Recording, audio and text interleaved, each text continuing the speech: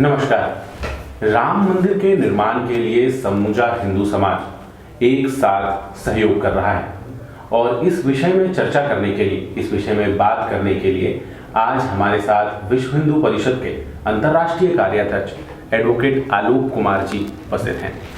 साथ ही आप राम मंदिर निधि समर्पण के अभियान प्रमुख के दायित्व का भी निर्वहन कर रहे हैं। ये विचार जब ट्रस्ट बना तो हमने ये निर्णय लिया है कि हम समाज के सहयोग से राम मंदिर का निर्माण करेंगे। इसके पीछे हमारा उद्देश्य क्या है? उद्देश्य ये है कि ये मंदिर पूरे समाज का है। जैसे राम पूरे देश के थे, हम सबके थे, वैसे ये राम मंदिर भी सबका है। मुझे ध्यान है कि जब मंदिर छोटा था नक्शे में, तो एक बिजनेस हाउस ने कहा था कि वो सारा पैसा देना चाहते, अच्छे मन से कहा था। पर हमको ध्यान में आया कि दिल्ली में सेठ घनश्याम दास बिड़ला जी ने एक बड़ा मंदिर बनाया, उसका नाम रखा गौरी शंकर मंदिर। पर बनवाया क्योंकि बिड़ला जी ने था, तो लोग उसको बिड़ला मंदिर कहते हैं। तो हमने सोचा कि कोई स्लम में रहता है या कोई फुटपाथ पे भी रहता है, 10 रुपये दे सकता है, पर अगर वो राम जी के लिए भक्ति लेकर 10 रुपये देता है तो वो 10 करोड़ देने वाले के बराबर ही है, क्योंकि भगवान जी तो भाव देखते हैं।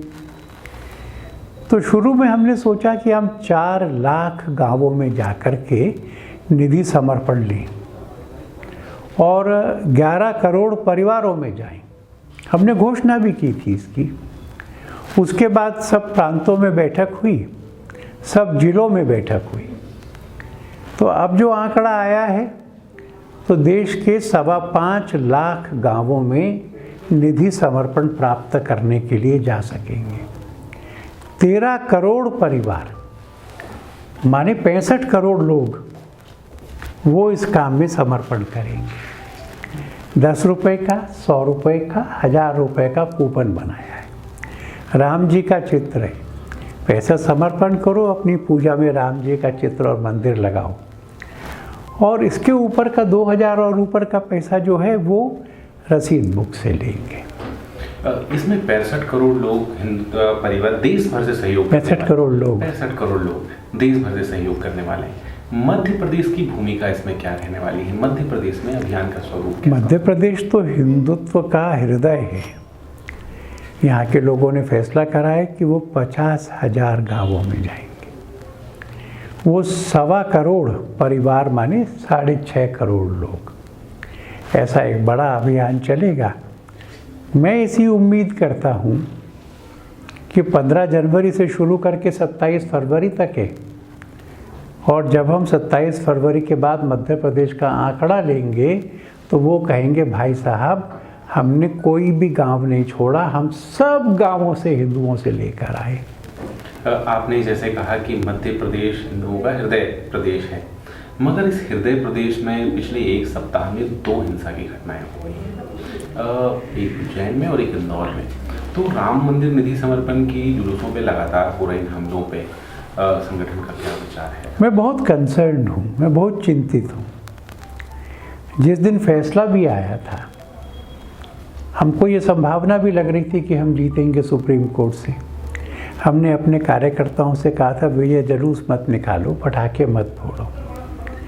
ये किसी की पराजय नहीं हुई है, ये सत्य की विजय हुई है। देश में एक भी घटना नहीं हुई, तब से अब तक नहीं हुई। अब क्यों हो? हमने अपने कार्यकर्ताओं को सावधान रहने के लिए कहा है, हमने प्रशासन को भी सतर्क रहने के लिए कहा है, और मैं अपने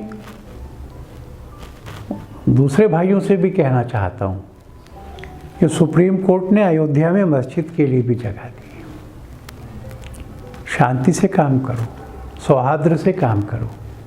शरारत करोगे तो किसी के लिए भी अच्छा नहीं होगा, और मैं उम्मीद करूँगा कि ऐसी कोई और घटना देश में ना हो सके। सरसंघ चालक जी ने अपने उद्बोधन में राम मंदिर से राष्ट्र मंदिर के निर्माण की बात कही थी।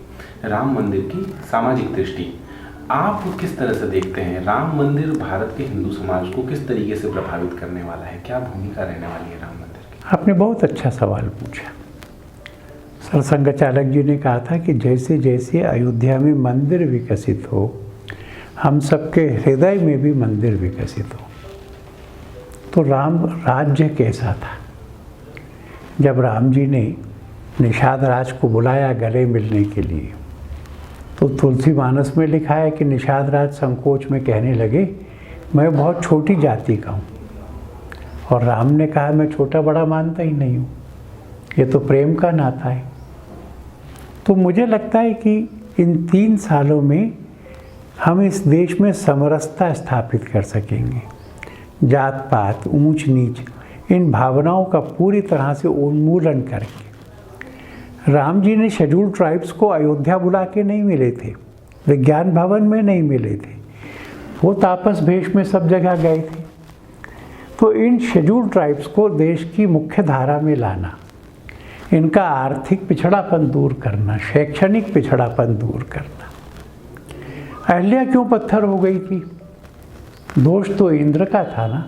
इंद्र दंडित नहीं हुए, अहल्या पीड़ित हो गई। राम ने जाकर गरिमा दी स्वयं।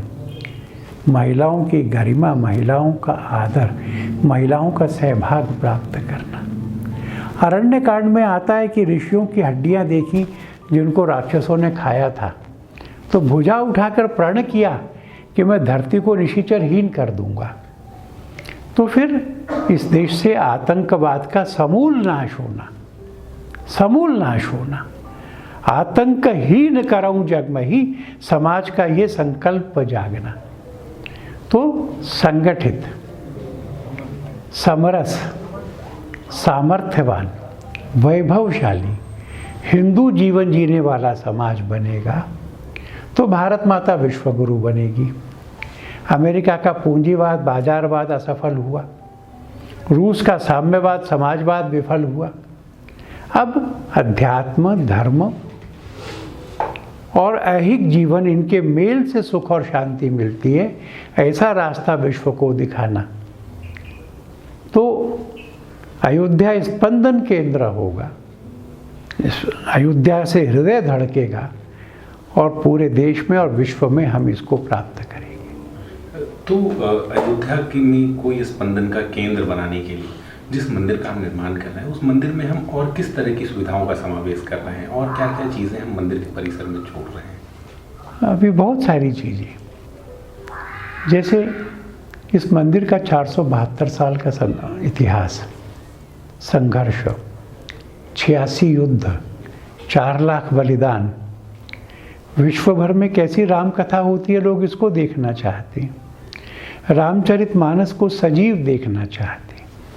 एक आधुनिक संग्रहालय जिसमें दर्शक जाकर के इन सब चीज़ों को सजीव और जीवंत देख सके।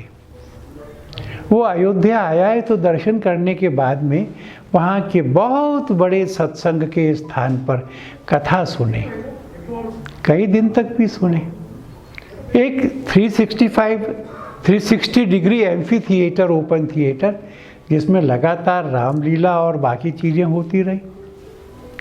एक बड़ा लंगर हॉल बनना, दुनिया भर के लोग अध्ययन करने आएंगे ना, तो लाइब्रेरी होना, आर्काइव्स होना, रिसर्च की फैसिलिटीज़ होना, कन्वेंशन सेंटर होना। राम यज्ञों की रक्षा के लिए गए थे, अपनी यज्ञशाला होना।